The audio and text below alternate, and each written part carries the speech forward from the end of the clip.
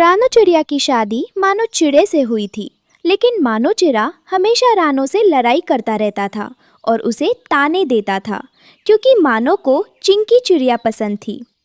रानो की एक बूढ़ी सास और ससुर भी थे। रानो की सास भी उस पर बहुत अत्याचार करती थी।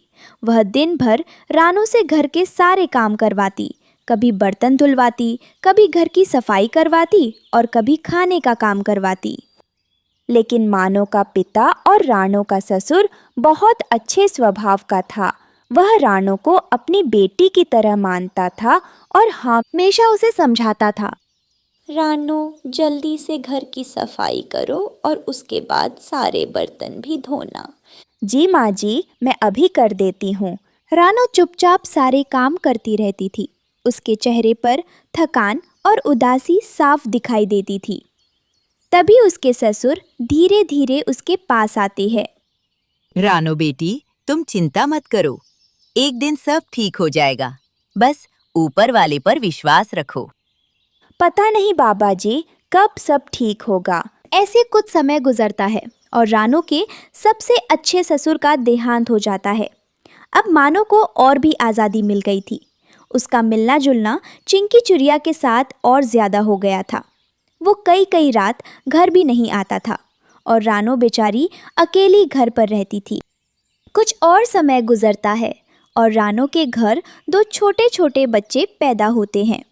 रानो एक का नाम गुड़िया और दूसरे अपने बेटे का नाम कोको रखती है। मानो जी, देखिए हमारे बच्चे कितने सुंदर हैं। अब तो आप घर पर रहा करें। आप कई कई रात घर नहीं आते। मुझे अकेले में बहुत डर लगता है। अकेले रहने की आदत डाल लो। वैसे भी मुझे तुम पसंद नहीं हो और मुझे तुम्हारे साथ नहीं रहना। ऐसा कहकर मानो घर से चला जाता है। ए ऊपर वाले, प्लीज मेरे मानो जी को मेरा कर दीजिए। लेकिन अब तो मानो चिड़े का चिंकी चिड़िया के साथ मिलना और भी ज़्यादा हो गया था। वो रोज़ उस चिंकी चिड़िया से मिलता। एक दिन चिंकी मानो से कहती है, मानो, मुझे बिल्कुल अच्छा नहीं लगता जब तुम अपने घर जाते हो। तुम मुझसे शादी कर लो और मेरे साथ ही रहो। बस बहुत हो गया, उस गंदी चिड़िया को छोड़ दो। चिंकी से ऐसा कहकर मानो चिड़ा घर जाता है और अपना सामान बांध लेता है। आप कहीं जा रहे हैं क्या? हाँ, मैं जा रहा हूँ। कहाँ जा रहे हैं और कब वापस आएंगे? मैंने तुमसे शादी इसलिए की थी क्योंकि मेरे माता पिता ने कहा था, मुझे तुम बिल्कुल पसंद नहीं हो, बल्कि मुझे एक दूसरी चिड़िया पसंद है और मैं उसके साथ ही रहना चाहता हूँ। इसलिए मैं तुम्हें छोड़कर जा रहा हूँ और मैं कभी वापस नहीं आऊंगा। कृपया ऐसा मत कहिए। हमारे घर में 2 बच्चे हैं। मैं उन्हें अकेले कैसे पालूंगी? मैं अकेली कैसे रहूंगी? वो तुम्हारा मसला है। मैं जा रहा हूँ और मैं कभी वापस नहीं आऊंगा। ऐसा कहकर मानो अपना सामान उठाता है और घर से चला जाता है।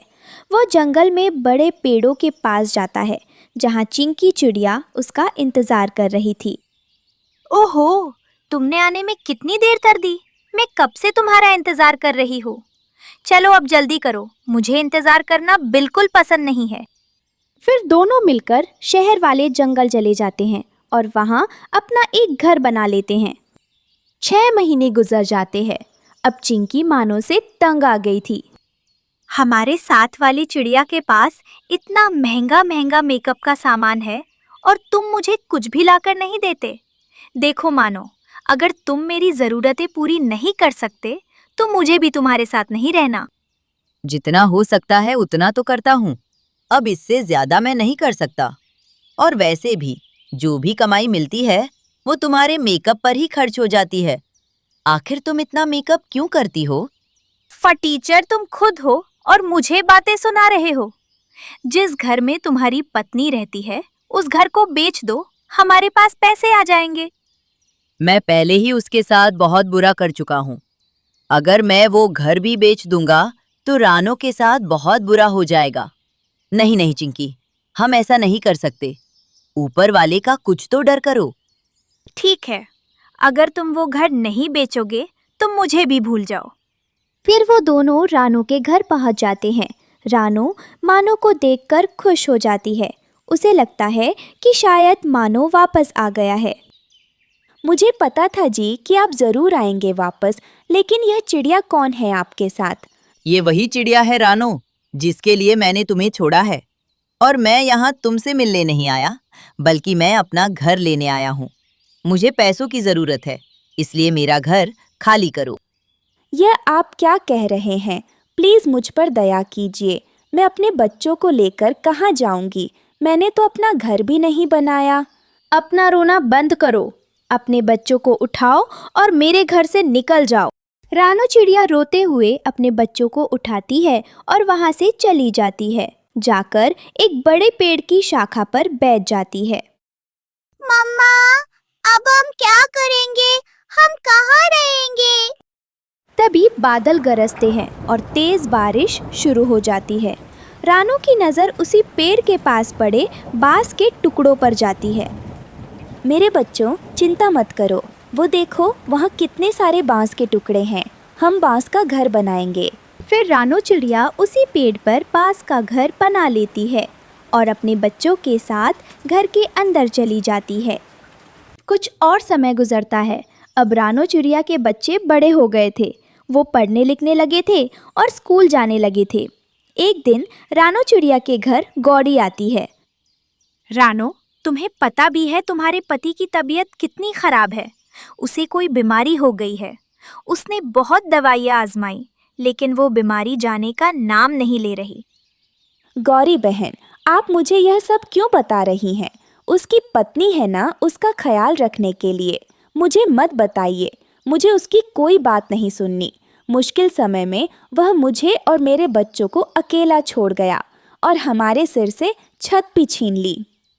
वही तो बात है रानो, वो चिड़िया उसे छोड़कर चली गई। उसे डर था कि कहीं उसे भी बीमारी ना हो जाए, इसलिए वो मानो को छोड़ गई। मानो अकेला ही उस घर में पड़ा है, उसका ध्यान रखने वाला कोई भी नहीं है। ये सुनकर रानो की आंखों में आंसू आ जाते हैं। रानो चिड़िया बहुत अच्छी थी, उसका दिल बहुत अच्छा था। उसका दिल पिघल जाता है और वो अपने पति को अपने घर ले आती है। वो उसकी देखभाल करती है। कुछ ही दिनों में मानो पहले जैसा तंदुरुस्त हो जाता है। रानो, मुझे माफ कर दो। तुम कितनी अच्छी हो। मैंने तुम्हारे साथ बहुत बुरा किया। मेरे माता पिता की पसंद बहुत अच्छी थी। मैं ही पागल था जो कभी तुम्हें समझ नहीं पाया। अगर हो सके तो मुझे माफ कर देना। नहीं नहीं, आप माफ़ी मत मांगिए। आप तो मेरे पति हैं और गलती तो हर पक्षी से हो जाती है। आपसे भी हो गई। फिर वो सब नदी पर जाते हैं और वहाँ बैठकर मीठे फल खाते हैं और खूब बातें करते हैं। वो बातें कर ही रहे थे कि वहाँ चिंकी चिड़िया आ जाती है। मानो तुम ठीक हो गए। मैं तो अपने मायके वाले जंगल गई थी तुम्हारे लिए जड़ी बूटी ढूंढने, ताकि तुम जल्दी ठीक हो जाओ। मुझे पता था तुम्हारी बीमारी ठीक हो जाएगी। मैं तो बस तुम्हारे लिए दवा लेने गई थी। चली जाओ यहाँ से, वरना बहुत बुरा होगा तुम्हारे साथ। तुम्हारी सारी असलियत मुश्किल समय में मेरे सामने आ गई थी। पत्नी कभी भी मुश्किल समय में अपने पति का साथ नहीं छोड़ती, और मेरी सच्ची पत्नी सिर्फ रानो ही है। चली जाओ यहाँ से। मानो को इतने गुस्से में देखकर चिंकी वहाँ से भाग जाती है, क्योंकि उसे पता चल चुका था कि अब उसकी दाल गलने वाली नहीं है। फिर वो सारा परिवार खुशी खुशी नदी किनारे बैठकर जंगल के मौसम का आनंद लेने लगता है।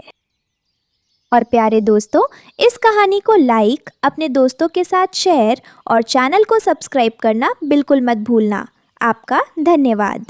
सागर वाले जंगल में तेज बारिश हो रही थी। पक्षियों के पास ज्यादा भोजन भी जमा ना था। लूसी, घर में कितना भोजन बचा है? कबूतर जी, रसोई में एक ही सिट्टा पड़ा है बाजरे का। अगर रोज एक एक दाना भी खाएं तो मुश्किल से 2 दिन ही गुजरेंगे। बारिशें अचानक ही शुरू हो गईं। मौसम का संकेत देने वाले पक्षी ने तो अभी कुछ नहीं बताया था। देखो कालू, आसमान से गिरती बारिश की बूंदें कितनी सुंदर लगती हैं। थोड़ी कभी खिड़की के पास बैठी थी और कालू कौवा घोंसले में। गोरी, ये बारिश जितनी सुंदर है उतनी ही खतरनाक। घर में अनाज का एक दाना तक नहीं है। हाँ कालू, ये तो है। हम भोजन कहाँ से खाएंगे? अचानक बारिशें शुरू होने वाली थी तो मुझे भोजन इकट्ठा करना चाहिए था, लेकिन इस बार बहुत गलती हो गई। रानू चिड़िया पास पड़े मेज से अपना मोबाइल फ़ोन उठाती है और अपनी माँ को कॉल करती है। कैसी हो आप माँ जी? ठीक हूँ बेटी, तुम बताओ मेरी बेटी कैसी है? बस माँ, क्या ही बताऊँ, अचानक ही बारिशें शुरू हो गई हैं। हाँ बेटी, सागर वाले जंगल में तो ऐसे ही बारिशें शुरू हो जाती हैं, लेकिन रानो बेटी, हमारे यहाँ झरने वाले जंगल में बिल्कुल बारिशें नहीं हो रही। तुम यहाँ आ जाओ मेरे पास। माँ, मैं अकेली कैसे आ सकती हूँ? अगर जंगल का कोई दूसरा पक्षी भी मेरे साथ आए तो आ सकती हूँ। मैं करती हूँ जंगल के पक्षियों से बात। उसी जंगल में गुफा के अंदर एक खूंखार भेड़िया भी रहता था। बारिशों की वजह से वो भी भूख से पागल हो रहा था। बारिश में कोई पक्षी घर से नहीं निकलेगा, अब क्या खाऊंगा मैं, कहाँ जाऊंगा मैं? भेड़िया भूख से ऊंचा ऊंचा गुर्राने लग जाता है। पूरे जंगल में उसके गुर्राने की आवाज गूंज रही थी। रानू चिड़िया अपने घर में बैठी थी जब उसके दरवाजे पर दस्तक होती है। रानू चिड़िया दरवाजा खोलती है तो बाहर मिठू तोता था। आइए तोते भैया, अंदर आ जाएं। रानो बहन, मेरे बेटे छोटे मिट्ठू की तबीयत बहुत खराब है। आपने पिछली बार एक जड़ी बूटी दी थी, उससे मेरे बेटे की तबीयत ठीक हो गई थी। तोते भैया, वो जड़ी बूटी तो मैं माँ से लेकर आई थी, अभी तो मेरे पास नहीं है। तोते भैया, मेरी माँ से बात हुई है। मेरी माँ बता रही है कि उनके झरने वाले जंगल में बिल्कुल भी बारिशें नहीं हो रही। फिर रानू चिड़िया तोते को सारी बात बताती है। मैं घर जाकर हरियाली से बात करता हूँ। रानू बहन, छोटे मिट्ठू की तो तबीयत बहुत ख़राब है, मैं उसे कैसे लेकर जाऊँगा इस बारिश के मौसम में? तोते भैया, आप छोटे मिट्ठू को टोकरी में रख कर ले आइएगा और उसके ऊपर कंबल दे दीजिएगा। अच्छा रानो, मैं जाकर देखता हूँ। तोता वापस घर को उड़ता है। रानू चिड़िया कबूतर को फोन करती है और फिर कौवों को। हाँ रानो, हमें कोई समस्या नहीं है, हम तैयार हैं। गोरी, हम झरने वाले जंगल क्या करेंगे जाकर? अनाज तो हमारे पास है नहीं। कालू जी, तुम्हें क्या मैं पागल लगती हूँ? हमारे पास अनाज नहीं है, लेकिन पक्षियों के पास तो है ना। चलो उस भेड़िए के पास चलते हैं। कौवे उड़ते हैं और भेड़िए के पास पहुँच जाते हैं।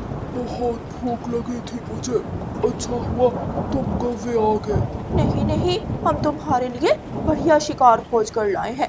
फिर कौवे भेड़िए को सारी बात बताते हैं। मैं तुम्हारे साथियों को खा लूंगा, इससे तुम्हें क्या फायदा होगा भला?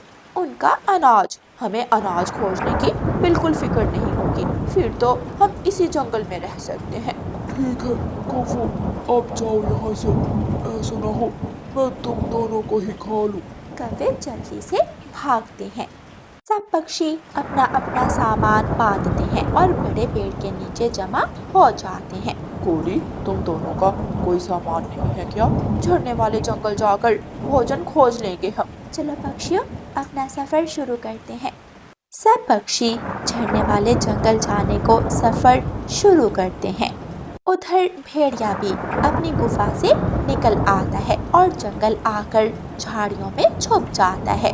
पक्षियों, हम बड़े पेड़ों के ऊपर से जाएंगे, बड़े पेड़ों के पास से जाएंगे तो बारिश से भी बच जाएंगे। गोरी कौवी जल्दी से बोलती है। नहीं, हम पुराने रास्ते से ही जाएंगे। गोरी, अगर तुमने उस पुराने रास्ते से जाना है तो तुम चली जाओ, हमें नहीं जाना। अब गोरी कौवी पक्षियों को क्या बताती कि उस पुराने रास्ते पर झाड़ियों में छुपा भेड़िया उनका इंतजार कर रहा है। पक्षी सामान उठाते हैं और बड़े पेड़ों की तरफ निकल जाते हैं। ये पक्षी कहाँ रह गए? अब तक आए क्यों नहीं? कहीं कौवों ने मुझे बेवकूफ तो नहीं बनाया? थोड़ा आगे जाकर देखता हूँ। उस रास्ते से निकलकर जंगल से थोड़ा आगे इंसानों की बस्ती थी। भेड़िया आगे बढ़ता जा रहा था कि अचानक उसका पाँव एक जगह फंस जाता है। देखते ही देखते वहाँ जमीन के पत्ते उड़ने लगते हैं और भेड़िया एक गहरे खड्डे में जा गिरता है। वो इंसानों का बिछाया हुआ जाल था जिसमें भेड़िया फंस चुका था।